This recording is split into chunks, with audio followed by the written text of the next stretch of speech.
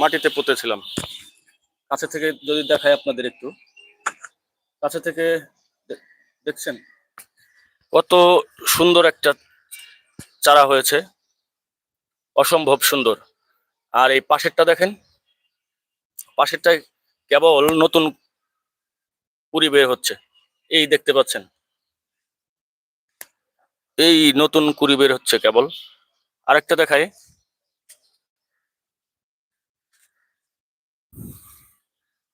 দেখতে পাচ্ছেন খুব সুন্দর কুড়ি বের হয়েছে।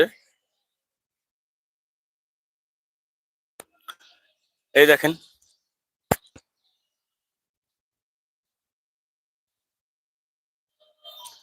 আপনি চাইলে খুব সহজেই এভাবে সরাসরি মাটিতে আপনি কাটিং রেখে দিতে পারেন, তাহলেও আপনার চারা আপনি পাবেন। তবে যা দেখলাম সরাসরি